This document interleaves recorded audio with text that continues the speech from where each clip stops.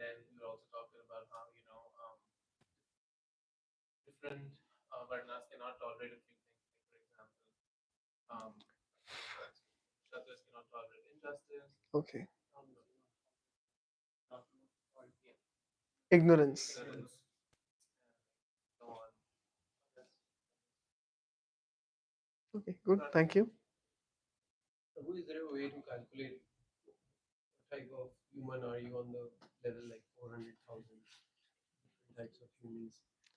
By your activities, there's no rank. By your activities. Is there an abstract scale? No, we cannot determine exactly the levels of consciousness How does the number come from? from the scriptures. Padma Purana. So then do they have a scale for every Exact, single no, conscious? no, it just says 400,000. It's mentioned, not elaborate. Yeah. So I have a question. So I've seen few dogs in India where they only eat that dogs only eat prasad from whatever Hmm. that is. So is it Correct. like they are a part of ignorance? But I mean, the animals are part of ignorance, but since they're eating do they come as a human? Of course, yeah. They get human life in next life. That's how Yeah. they're also supposed to like small Yeah, there was in news they had released one thing that in Maharashtra this Warkari parade happens, Dindi. So along with the Warkaris, there was one deer which we used to follow them.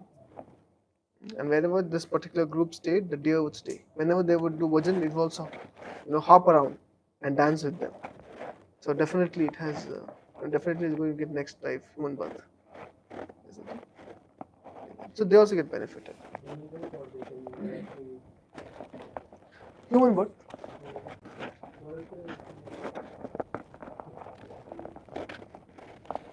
Okay. Anything else from what we discussed last time? What's your name? Gopi Krishna. Gopi Krishna. You had come once long back, I think. And you are? Avinash, you also had come before once?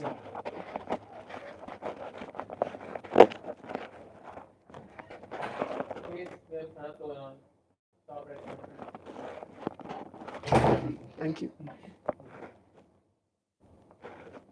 Okay. Well, can someone tell me what is 14th chapter all about? Fourth. I was just testing you.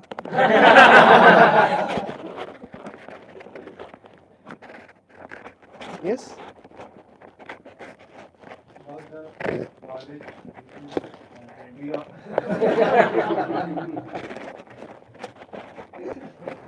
like it talks about like how to go beyond the material world. It's like one of the ways, not the best, but one of the ways to sort of attain nearness to the supreme God. Okay, thank you. May not be the best. One of the Okay, ways. thank you. Anything else? Also about that to understand Bhagavad Gita, we need to have this knowledge and we need to do more. Okay, thank you. Anything more? We are on the 13th verse. 13th we finished. So we'll be on the 14th verse. So,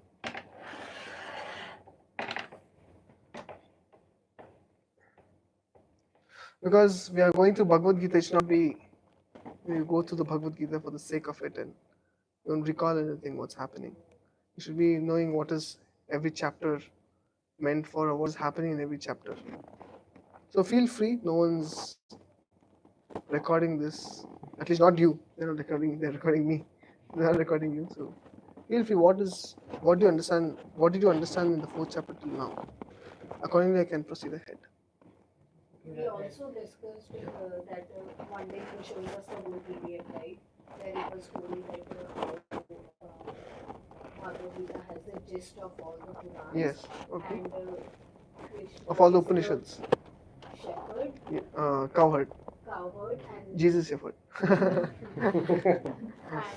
like how Arjuna was a car, Correct.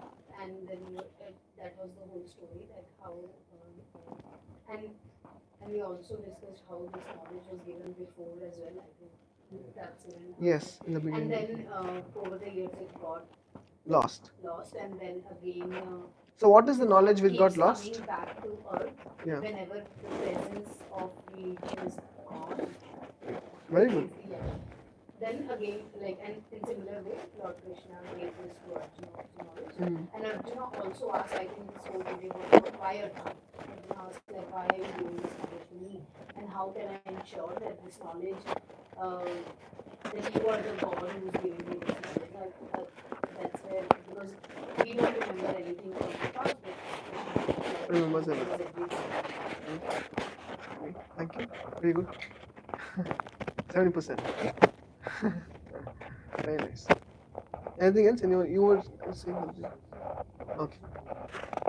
In addition, there are also descriptions about how there are a lot of people who would like the place basically who clarify the placement of demigods and that of Krishna himself and what is the connection, how is the structure or how is the whole arrangement built on that sense, and how there are a lot of people who go into a lot of rituals to gain some the fruits of some material benefits or whatever. There are some prescribed methods to do that in the scriptures and they follow that. But that is not to be confused with attaining perfection in the larger sense of the spiritual world. And that is what is also decoded in some of the verses. Thank you. So in the fourth chapter, we're discussing transcendental knowledge. So this is the knowledge which is not taught in schools. So transcendental knowledge, when they say knowledge is power, which knowledge is power? Because we all come to US for knowledge, and generally US is known to be a powerful country. But at the same time, there are, so many social evils. There are suicides happening, so many things. Depression, loneliness, Indian boys coming and becoming lonely, isn't it? So you find even in the US there is suffering. How many of you have realized it? Few of you. So if knowledge is power and US is a powerful country, why is still there is suffering in this world? Suffering is internal, Suffering is internal. it's not external. What do you mean internal? I mean, it's a state of mind that one has. It's not dependent on India. Some people would suffer in India as well. Okay. Some people would suffer here as well. It's mindset that they carry. I think it's also Okay. the intangible social structure to be decided one of living and operating has a greater role to play on the very mindset that in turn leads to the suffering. So it's not entirely that irrespective of the space you like exist into, you're going to suffer. Like the kind of, for instance, if you are in a prison versus if you are in a non-prison setup, there is going to be a difference. So accordingly, when we are born on this material world, irrespective whether you are in the US or you are in India or wherever, the material world as a setting in itself has certain elements that would induce into one the kind of mindset that would in turn lead to the kind of suffering that most of us sort of share. Basically, he's saying suffering is across the globe. Not just across the globe, across the planetary system. Anyway, in the material world, there is suffering. I only know about this. Shastra says about all the planets. So there is suffering. To put a full stop to suffering, we need transcendental knowledge, spiritual knowledge. So Krishna is telling Arjuna the knowledge generally what people know about. Like Arjuna is putting forth arguments in the first chapter.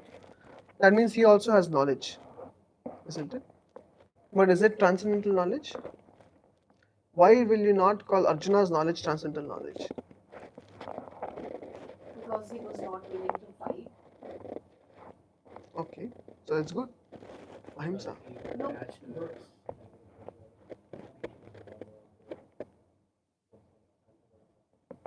Okay, so He didn't want to kill us. So why is it not transcendental? What do you mean by He was transcendental? attached to material. Because he was not materially thinking attached. of him as a soul. Okay. And not thinking of them as soul, and he was thinking that he's going to kill them, whereas Krishna said to Okay, him, very good. Yes, because that knowledge what Arjuna had was based on bodily consciousness, thinking that I am this body. Whereas Krishna is presenting in the second chapter also he presented Atma Gyan, which is also transcendental knowledge. But this knowledge which he is presenting in chapter 4 is even more deeper and higher than Atma Gyan. What is the difference between both the knowledge you just said, Atmagyan And the chapter 4, this knowledge. same or different? No, this is plus, next step, next level knowledge. So first step, there are two aspects of knowledge. What are the two aspects? First aspect of knowledge is to understand I am not this body, I am spirit soul. And second aspect of knowledge is to understand I am not just spirit soul wandering in the universe. I have an identity. So I am a spirit soul, part and parcel of Krishna. Who can repeat the two aspects of knowledge? Yeah. Not this body, but I am the spirit soul. Not this soul, wandering in this world, but I have an identity. That I am part and parcel of it. Yes. So this constitutes complete knowledge. So many people outside they only say about Atma Gyan that I'm not this body, I'm spirit soul. So what if you're spirit soul? Isn't it? So therefore, in chapter 2, Krishna talks about the first aspect of knowledge. In chapter 4, Krishna is speaking about second aspect of knowledge and the higher aspect of knowledge. So in second one, now Krishna is talking about himself. Why should Arjuna fight for Krishna? Who is Krishna? Isn't it? Someone says, please can you work for me? You will ask, why should I work for you? Who are you? Or who do you think you are? Isn't it? You will want to work for someone who is worthy of accepting our work, who can pay us good salary, who is himself a big accomplished personality in this world. Then you want to work for him. But any lallu pallu in the street will not want to work for him, isn't it? You will want to work for some accomplished guy. So in this way, Krishna is now in the fourth chapter is telling about himself. And therefore he said, first of all, he talked about my knowledge is not like your knowledge, or my memory is not like yours. I remember this knowledge. I never forget this knowledge. Why? Krishna doesn't forget knowledge? Because Krishna never changes body. As soon as we change body, we forget the knowledge. Isn't it? So therefore Arjuna is saying, Krishna, how can you give me this knowledge? You are telling you spoke this knowledge to sun god 120 million years ago. And now you're repeating it to me. But I don't remember, you are my contemporary. How is it that you can remember something 120 million years ago? Isn't it?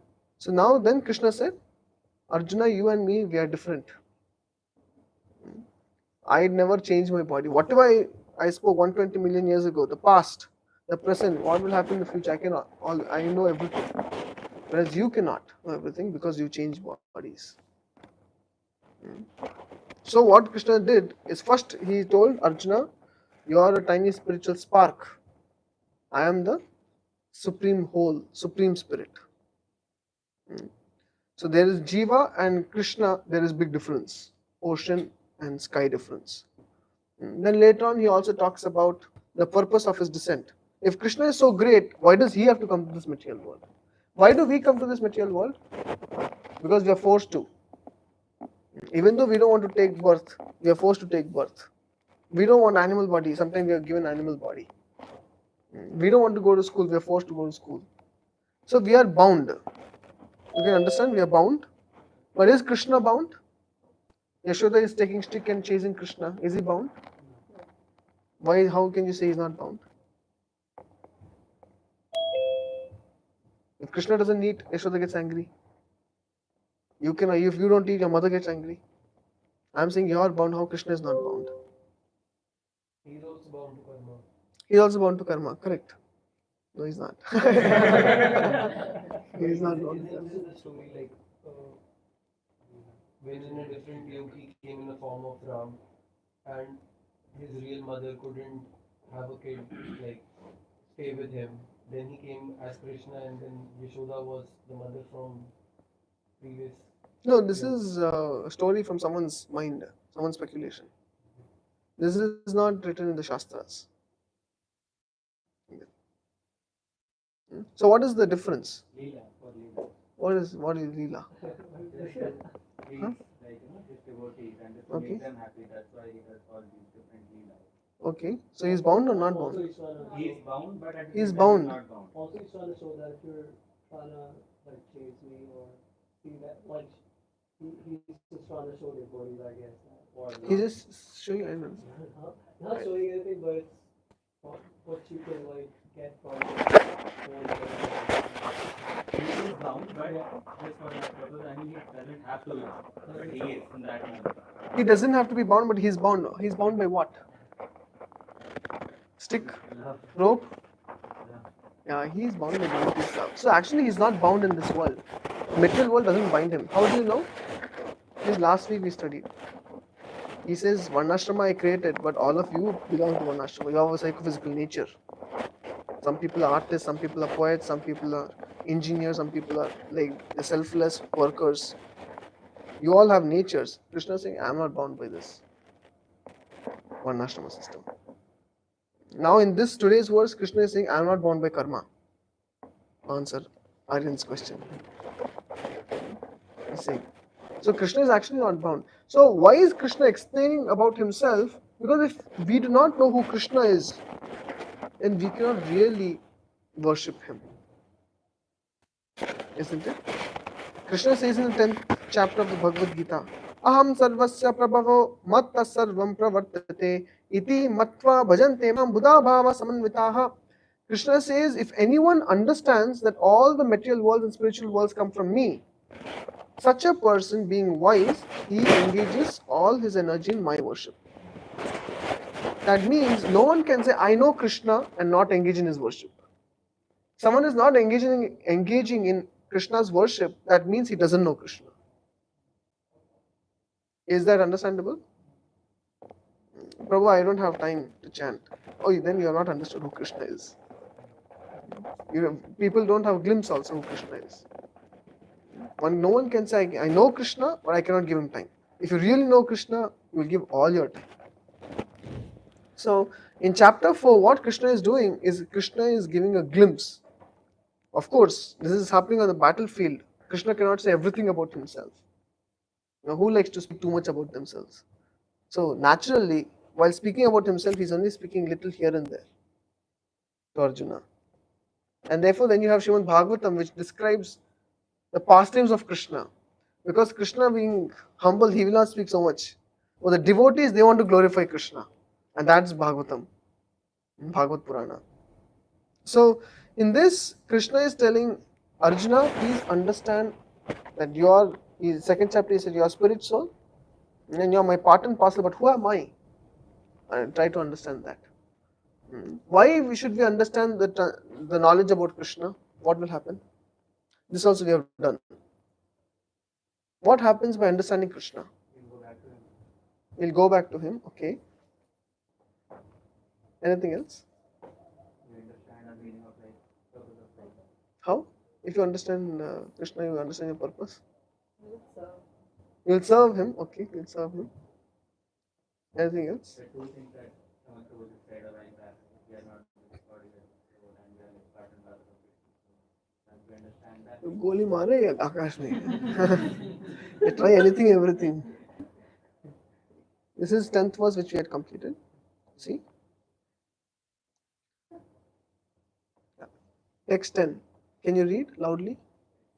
being freed from attachment, fear, and anger, being fully absorbed in me and taking refuge in me, many persons in the past became purified by the knowledge of me, and thus they all attained transcendental love for me. This is the result of understanding Krishna.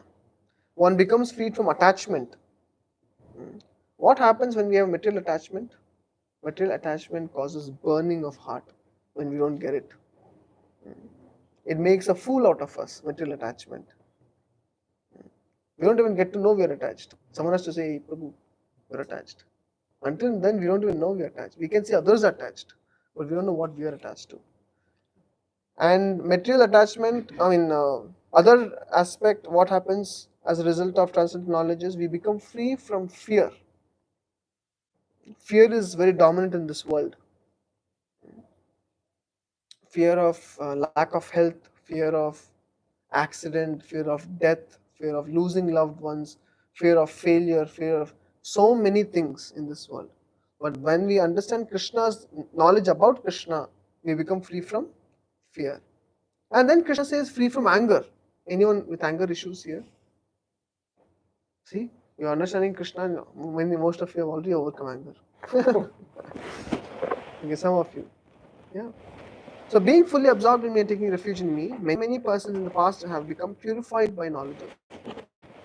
That means the heart has become completely purified of lust, anger, greed. In one newspaper, there was an article. There was this professor's photo in the article, and his photo had two horns coming out like this. You know why? Because the article was that this man, professor, had he had actually tried to molest a school girl. So how did the article? What did they put? They basically put his photo with of course, the detail what had happened in the school. He was principal or something, not just professor, and but they put a horn over his head. Any idea why they put horns over his head? Hmm? Okay, to denote animalistic propensities, isn't it? Lust, anger, greed, animalistic propensities. So our hearts are haunted by these. Some people know, acknowledge them, some people don't even know. So, therefore, when we know about Krishna, immediately the heart is purified. When the heart is purified, we feel a sigh of relief. So, therefore, Krishna is saying, if you know about me, what happens? The heart becomes purified.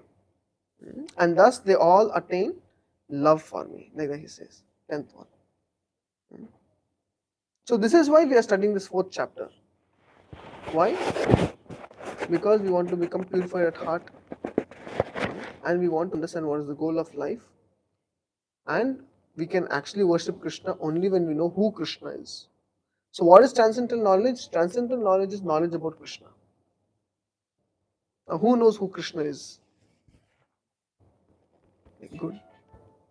Those who think you know Krishna actually don't know Krishna. When actually Krishna himself doesn't know himself fully. It's not possible. To know Krishna is impossible. Once Krishna was crawling on the floor. It was a marble floor. And then in the marble floor, he saw a reflection of himself. He saw, who is this handsome guy? So he was fully absorbed in looking at himself. So he's so beautiful when he gets attracted. This is Krishna. So even he cannot understand himself. So what to talk about us? So what knowledge we're getting is only a glimpse. And this is called as jnana in bhakti. So this knowledge is very important to understand and practice bhakti. Yeah. Now when we come to 14th verse, can you please repeat? Namam karmani limpanti. नमाम कर्माणि लिम्पन्ति Name karma phale spriha. नमे कर्म फले स्पृहा Iti mam yo bhijanati. इति मां यो विजानाति Karma bhe na sabhadyate. कर्मभिर्न सबध्यते. See here you will see Namam karmani limpanti. I am not affected by any kind of work. Name karma phale spriha. Nor do I see results in my work. Okay. Can you read? There is no work that affects me, nor do I aspire for the fruits of action. One who understands this truth about me also does not become entangled in the fruitive reactions of work. Yeah, see? You don't get entangled in the fruitive reactions of work. Can anyone explain this sentence? What do you mean by you will not get entangled in fruitive reactions of work? Yes? Because anything that you do, then you will devote it to it for Krishna. So you are then free from the cycle of good and bad karma. Yes, so what is it called? Akarma. Yeah. So therefore, when we understand that Krishna is not bound by karma, we become freed. That is also karma.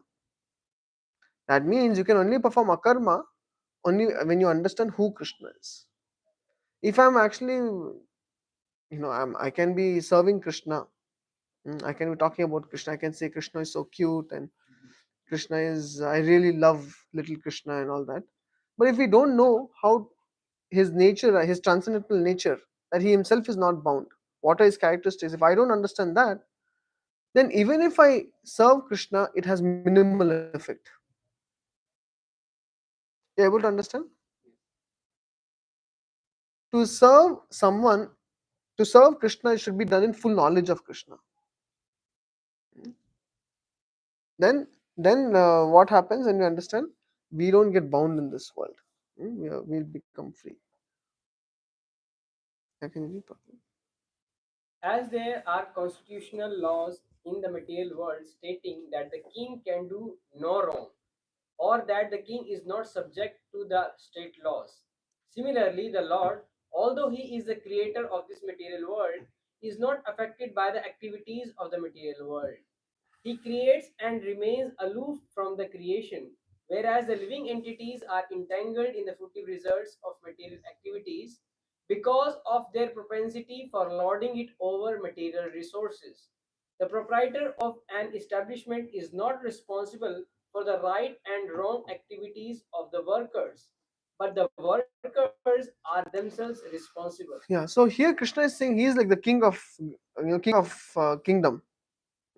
Or like the prime minister. If prime minister comes to the prison, a person who's a prisoner, he might think, oh, this fellow is also now part of us. He also must have committed some crime because of which he's coming to prison. But can you equate prime minister and prisoner?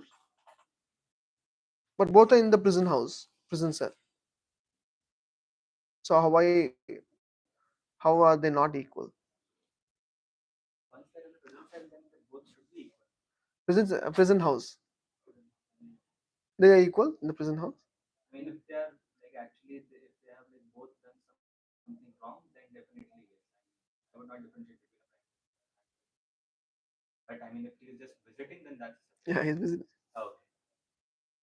Of course, visiting. Yeah. So when prime minister offers his visit to the prison cells, he looks at all the prisoners. The prisoners are thinking this guy is also one of us, but actually he's not one of us.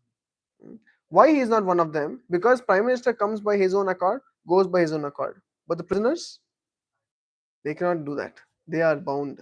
I see that. By what? Criminal procedure. Okay, thank you. Yeah. I continue.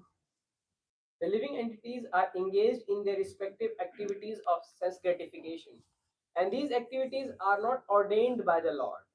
For advancement of the sense gratification, the living entities are engaged in the work of this world, and they aspire to heavenly happiness after death.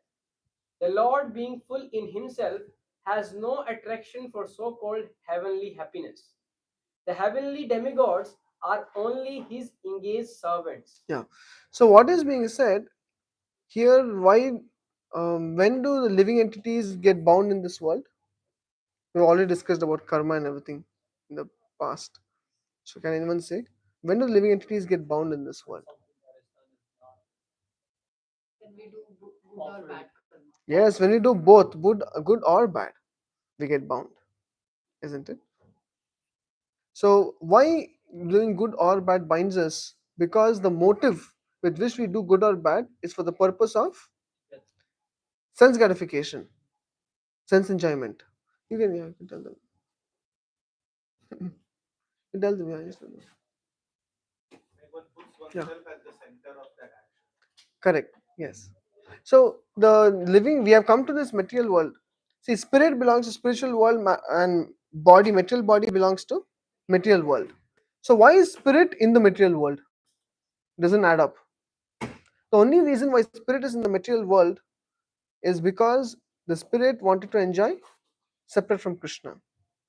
Over there, Krishna is the hero, and he has different heroines, and we are thinking, where is my heroine? Immediately, Krishna says, now you try to enjoy separately here in the material world. So any desire we have which is based on sense gratification, immediately we get bound. Then why Is were we yeah. created in the first place in the spiritual world itself? So Krishna is Atmaram. He's already fully satisfied. And just like in a big estate, you have a big estate, big bungalow. You are the sole, the richest person, and but the sole owner and sole person in the entire bungalow. Now, what such a person will do is he will expand family. He gets a wife, he produces children, he brings his parents, because variety adds color, and color variety means enjoyment. So then Krishna has created the living entities just to expand his family. So therefore, the constitutional position of jiva, of any living entity of soul, is to serve God. And you will see that in this world also there is an indication. You follow the scriptures. Scripture says perform yoga. So you practice yoga. What happens? Your health becomes better. Your mind becomes peaceful. Now scriptures say don't do smoking, drinking, these things. You do it. Immediately a lesson is taught. People who are addicted to smoking, they die of throat cancer. Drinking leads to liver cirrhosis. So in this world itself, an indication is given. You follow the scriptures, you follow God's laws, immediately you're getting unbound. And you go against God's laws, immediately you get handcuffed.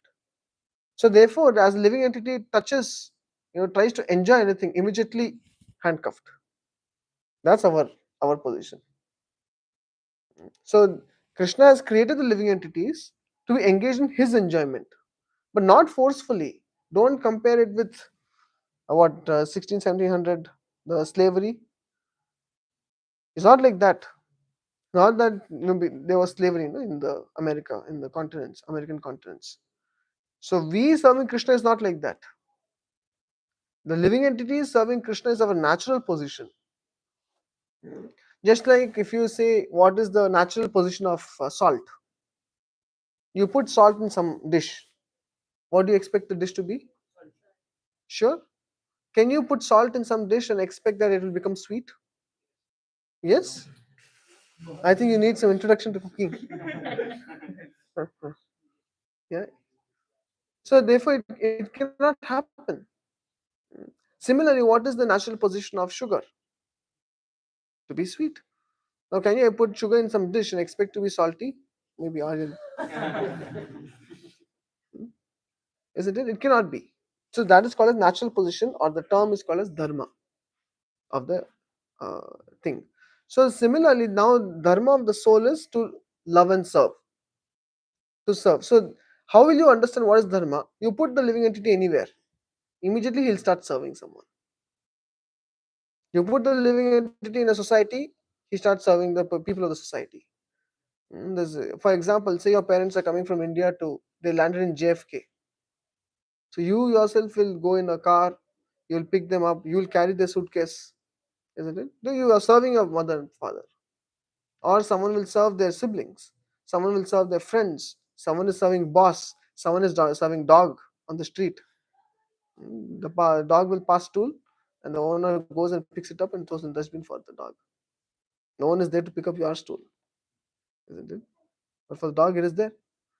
So we want to serve someone, isn't it?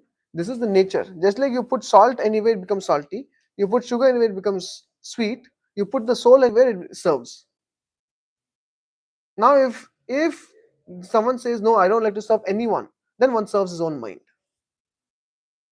But you have to serve.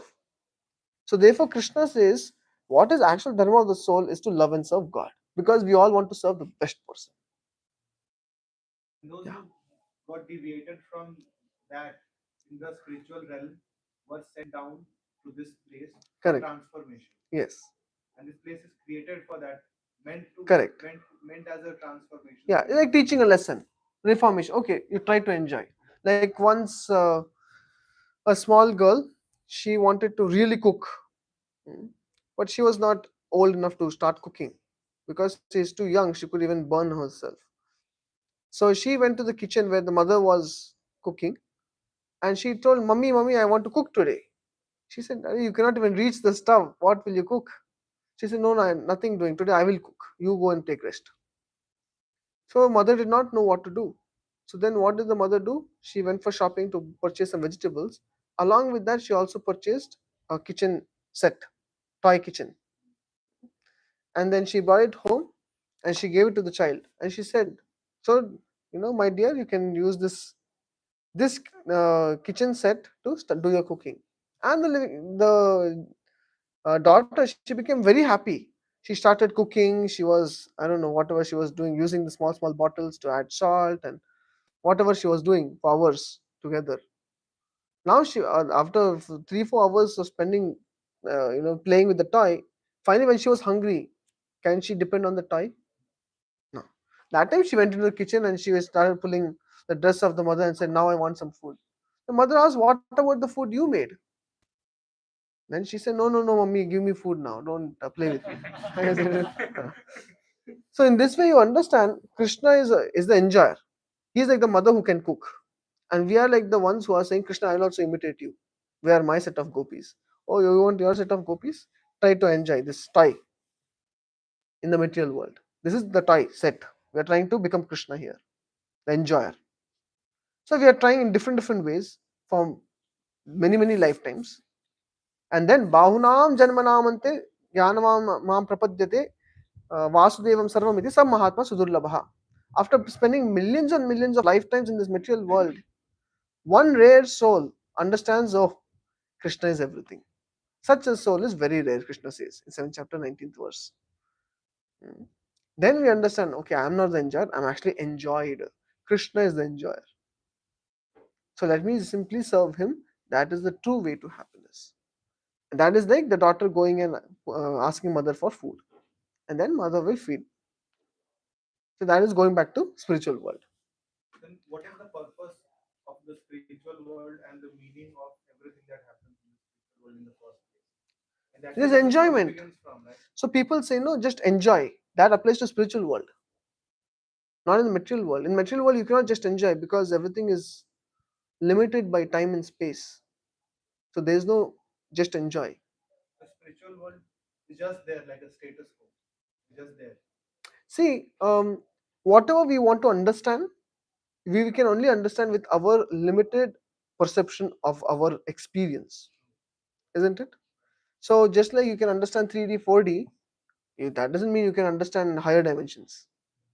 Even if you have to conceptualize higher dimension, it will be with respect to your perception. You are able to understand what I'm saying? You cannot understand beyond it. So similarly, spiritual world is something now beyond. Now to understand, okay, what is there? Is it just is it just there? Oh, that's boring. We cannot understand that. Then Prabhuji, I have a remark here. Okay. This is not my personal remark, which is that, and it's more like a conspiracy theory of thoughts, that it would be like that, there are some set of people who, in order to rule or control society and humans in a particular way, would say that there is something which is beyond our understanding, Yeah. right? Like the spiritual, like some X, and over there is some figure called K, like Krishna. And No, for that we have we can also say who is telling you that, isn't it? For example, one reporter went to Srila Prabhupada and said, Swamiji, you are doing so much of prayer and so much of preaching and this and that. What if at the time of death you understand Krishna doesn't exist? So Srila Prabhupada said, no problem. Still we led a clean life. We take nice prasadam 3 times a day. We take such nice sweets. And we are doing good work. We are making other people lead nice, noble lives. So we'll be happy. Even if Krishna doesn't say, for your satisfaction, Krishna doesn't exist, still we are happy. Then he asked a question back. So, reporter, what if you at the time of death, you're not engaging in Krishna consciousness? What if you realize that Krishna does exist? Yeah. Mhm. Yeah. So then, so people can put up any conspiracy theory, but then what does the Shastra say? Like when someone said, Swamiji, how do we know that Krishna is taking food? You are putting the plate in front of him. You say that Krishna eats, but we see the food is right there. How do we know that Krishna is actually eating? Then Prabhupada said that in Bhagavad Gita 9th chapter, Krishna says, Patram pushpam phalam toyam, yome bhaktya prachati, he said that anything given with bhakti, even fruit, a leaf, some water, I will accept it. So Prabhupada said that Krishna says in the Bhagavad Gita that he accepts. Now you are saying that he will not accept. So whom should I believe? Should I believe Krishna or a loafer like you? Yes. So that is our question. Ultimately, it's a matter of faith. So whom you want to believe? There are so many conspiracy theories who are using their few grams of gray matter to try to understand this universe. On the other hand, we have Krishna telling what this whole world about. Now it's up to us. Whom do we have to put faith? Or some people put faith in one's own grey matter. That's another not very smart thing to do because we are also limited. But is Krishna limited? Krishna is not limited. So why not put faith in his words? Is that okay? Yeah. Therefore, as soon as one is looking for sense gratification, he is handcuffed. Just like when you are, Ishopanishad says, Isha Vasyam idam sarvam yatkinchat jagadram jagat, tena taktena bunjita magrita kassa suddhanam. He says Krishna is the proprietor of everything. This is a real, communism. Everything belongs to Krishna, not to the government. Everything belongs to Krishna. And then Krishna has given everyone little as our quota to enjoy. But as soon as we extend our hand and try to put our hand in someone else's pocket, immediately there's handcuff, isn't it? So that is called a sense gratification. We all have the right. Krishna has given whatever we use in Krishna Seva. As we use it for our satisfaction, immediately handcuff. That's what Krishna is saying. That means what is that handcuff? We get bound in this world. And getting bound in this world is not a state of happiness. Because we want freedom. We want independence. Simply waving a flag won't do. We practice spiritual life for that. So therefore Krishna says, for advancement of sense gratification, living entities are engaged in the work of this world, and they aspire to heavenly happiness after death. The Lord, being full in himself, has no attraction for so-called happiness. The heavenly demigods are only his engaged servants. So he's saying the proprietor never desires low-grade happiness such as the workers may desire. He is aloof from the material actions and reactions. Krishna he doesn't, even though he may act as a human being, but actually he is not bound by such any of his actions. For example, the rains are not responsible for different types of vegetation that appear on the earth.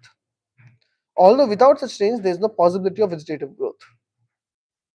Nimitta matram evaso sujyanam sarga karmani pradhana karani bhuta yato vai sijya shaktayaha. In the material creation, the Lord is the only supreme cause. The immediate cause is material nature by which the cosmic manifestation is made visible. Yeah. Can you read the created beings?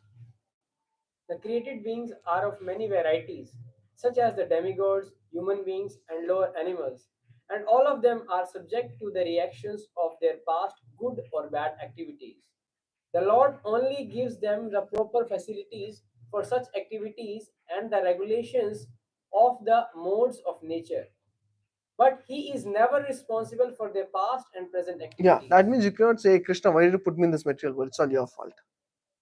You cannot blame Krishna. So, what example was given when the rain showers? Rain is not responsible for the fruits to come up. Though without rain, the fruits cannot come out. Fruits and vegetation cannot happen. But when the fruits and vegetation happens, you cannot blame the rain. Isn't it? So similarly, Krishna has provided material world. He has provided the three modes of material nature. He has provided resources for us to work with. But if we use the resources to get bound in this material world, you cannot blame Krishna. We have to blame what? Ourselves. Why? Because when Yeah. we were in the spiritual world, we said that we want to have sense Correct. gratification. That's why we In are this world. Okay. So now that you are in this world, now say Krishna is giving you resources. He has given you a car. He has given you a job. Now, how you use it, how you use your car, how you use your resources, that determines. For example, if you use it for yourself without including Krishna in your life, then you get bound. Now you cannot blame Krishna. So Krishna is giving resources to all of us, but now he also gives some intelligence. That is up to us. So how we use our resources, it is up to us. Like one student went to Srila Prabhupada and he said that, Prabhu, Swamiji, you say that we should not smoke, but then Krishna has given tobacco in nature. If we should not smoke, why would Krishna ever give tobacco in nature? The very fact that he has given tobacco, that means he wants us to smoke. Then Prabhupada said, he has also given Datura herb, which is poison. Why don't you take it? Isn't it? So then Prabhupada made a point that along with tobacco, along with Datura, along with the good herbs, he has also given intelligence. If we don't employ intelligence, we cannot blame Krishna. That is the point. So Krishna is giving everything, and that's what Prabhupada is saying here. He is giving us all the facilities, modes of nature, capacity in the body, the material body, intelligence. But if we don't use it properly and we get bound in this world, can you blame Krishna for it? No, he has given intelligence. He has given scriptures. He has given the association of sadhus. He has given temples. He himself comes time and again. So what has he not done from his side? First of all, we have come to this world, and Krishna is so merciful. He is himself coming, giving this knowledge, sitting in the heart as super soul. Even in the heart of a cockroach, Krishna is present. You know that? Then it is said even in earthworm, even in the beetles, small beetles called as dung rollers.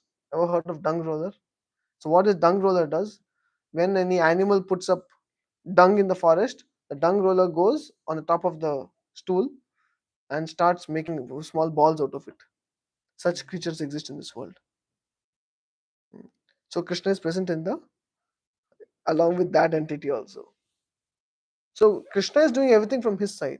But if we don't take benefit, who is to be blamed? We are to be blamed. That's what Prabhupada is saying.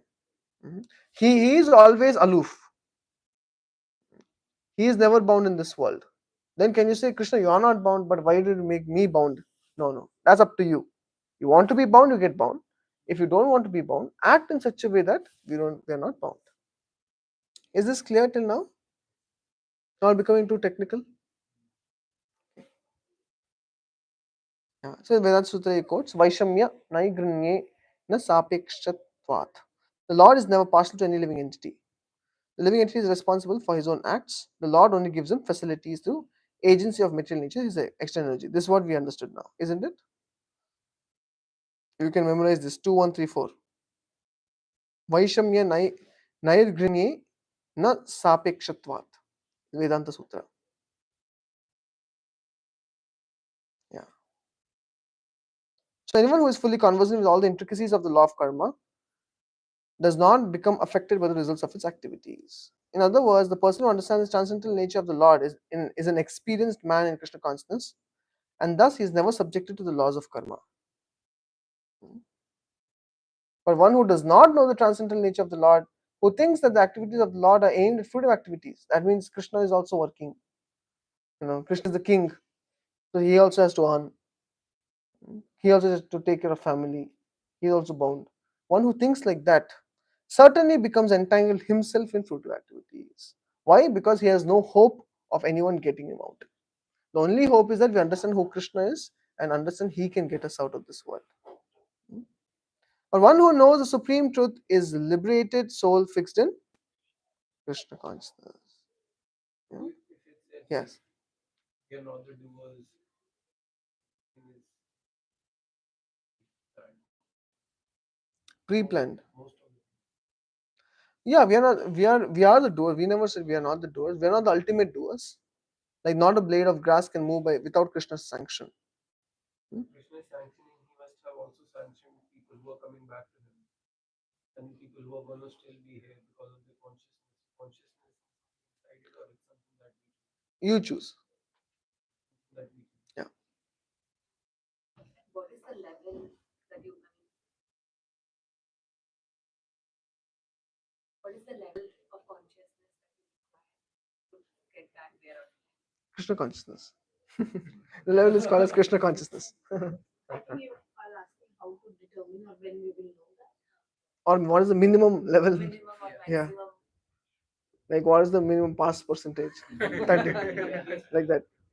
If you are doing Yeah. Is it that minimum, or 16 rounds is minimum for every?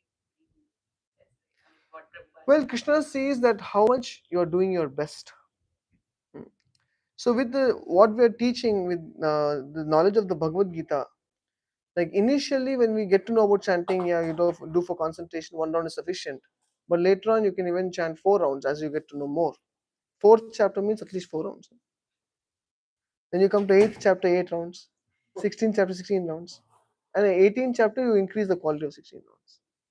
Because you have so much knowledge. Actually, Krishna, see, Srila Prabhupada said you can chant, 16 rounds minimum daily. He said that takes about 2 hours of chanting. But who can do that? All these students are doing. It's not impossible. But it's only possible to chant and actually give our time to Krishna when you understand who Krishna is. Like I mentioned in the beginning, why are we not able to do so much for Krishna? It is because we don't know who Krishna is. And therefore, this Bhakti Jnana is given in Bhagavad Gita.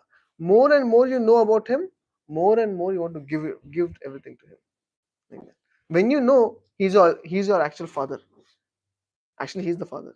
Bija Pradapita, 14th chapter. And when you know Krishna is the one, say you were like in Russia, it happened. There was a small girl who just stepped out of the home, devotee girl, devotee parents, and there was a truck coming, and the truck just went past, and the parents were shocked. The mother started screaming because actually, according to their vision, the child was on the road, and the truck just went in a very high speed. And then they were looking for the body. There was no body, no blood, nothing. So the father, he was going along the road, and later on there was some hay. Over there, he found his daughter with completely protected, no tinge of any blood or anything, no mark, except one. There was some nail mark because she was devotee of Nrsimhadev. You know, so when these experiences also come, even to have these experiences, actually these experiences happen in everyone's lives, but we don't even have knowledge to understand Krishna is protecting, isn't it? We say by luck, by chance, isn't it? So when we get to know about Krishna, then we know, okay, Krishna is, we see hand of Krishna in our life. So have you seen God? Yes, we see his hand in our life. So more we see his hand in our life, more we become grateful, more and more grateful. And more we become grateful. Krishna says, Satatam Kirtayantaman. Throughout the day you chant. But Prabhupada said at least 2 hours you chant. So he has brought it down like that. Hmm? So at our level, if we are just new, if we can chant 2 rounds, you should do 2 rounds. If you can chant 8 rounds, you are only doing 2 rounds, then it is not nice. According to knowledge, we can do more and more. Yeah. Yes. Devotee is about to die. Why would God say over her, better die because then you will go back? No, actually, it's not like that. You don't think that material body is a waste piece of garbage. Why do you have material body? You can use material body to fulfill your material desires, or you can use material body to serve Krishna, isn't it? Once one of our Acharya, Sanatan Goswami, he had these boils over his body, and then Chaitanya Mahaprabhu would come and embrace. So he would feel very bad that this person is coming and embracing me, but just look at me. I'm an untouchable because I have this disease in my body. So he was thinking in his mind that let me just jump in front of Jagannath's cart and commit suicide, so that I will not be an embarrassment. I will not cause trouble to any of my people, any of the devotees around me. This was his thought, noble thought. And then Chaitanya Mahaprabhu came and he said, "So Sanatan Goswami, I've understood what is your mind. You want to commit suicide? How dare you commit suicide?" Sanatan Goswami said, "Why?" He said, "Because you have already said that this body belongs to Krishna. Now, how can you destroy Krishna's property? Isn't it?" So it's first we have to understand whose body it is. When I say, if I think it's my body, one thinks I can do anything with my body. But devotee doesn't think like that. Devotee understands anything in my life is property of Krishna. I'm only a custodian. Krishna has given it to me in my life to take care of it. Isn't it? So whose watch is it? You are wearing? Huh? Whose? my dad because he paid for it. Wrong. It's Krishna. Actually, it's Krishna's watch, isn't it? He has kept it in your. You are only the custodian. Now, if Krishna wants to take it, can he take it? So, so therefore, once Srila Prabhupada, when he was small boy, his dad told him that if Krishna wants to give you, look, if Krishna wants to take from you, Krishna has 10 hands and you only have 2 hands. How much can you protect? Krishna wants to take, he'll take away everything. Hardly you can do anything about it. But if Krishna wants to give you, Krishna has 10 hands, you only have 2. How much can you take? Isn't it? So it's like that. So everything, when we understand that the property, whatever we have in our life belongs to Krishna, then you can understand what is the purpose of it. Without understanding that it belongs to Krishna, then what happens? We think this belongs to me, so I can do whatever I want. If I want, I'll give little dakshina to Krishna also. This is a very bad attitude. Some people, they go to Tirupati Balaji in India and they give some, one person actually went, Radhesham Prabhu saying, and he promised Balaji, there's a good offer for you. The offer is, I'm going to win a lottery. If I win 1 lakh rupees in the lottery, then 50% for you. Like that he said. No, 50% or 25% something he said. So then he went and then he won the lottery. So how much is supposed to give? Say 50,000 rupees. And then his friend, this fellow never went back to Tirupati Balaji. His friend was reminded him, hey, that day you promised Balaji you will give 50%. So I think it's high time you go and went and put it in hundi. He said, no. Actually, what had happened, he had said, whatever I win in the lottery, I'll give you 50%. So he only won 50,000. So then he told his friend, actually, I wanted 1 lakh. Balaji already took his share, 50%. And only I got 50,000 rupees. So it's already taken care. So then the friend forced him a lot and he said, no, this is not a very good attitude. Don't try to cheat God. So for the sake of his friend, he went to Balaji. He went near the hundi. He put his hand but didn't put anything inside. And removed and said, yeah, I put everything, and they left. So on the way back to his home, he looked at his hand. There was a ring worth 25,000 rupees, which went missing. So then he realized, actually, when he put his hand in the hundi, that ring fell off. Isn't it? So Krishna took his share. So if you understand that if Krishna wants to take, you cannot protect. You cannot do anything. If Krishna has to take your body away, you cannot hold on to your body. Is that understandable? So it's already time. So today what we discussed is mostly about how Krishna is not affected by karma, and whereas we are. And why do we get affected? Is because of especially when we act on our own desire and not make Krishna part of our life. And when we suffer in this world, when we get bound in this world, we cannot blame Krishna. And this is broadly what we discussed. So tomorrow, next time, we will discuss 4.15. Today we did 4.14. Okay, so since Prasadam is secure, Yes. Yeah, secure. So maybe we can spend 5 minutes chanting Hare Krishna.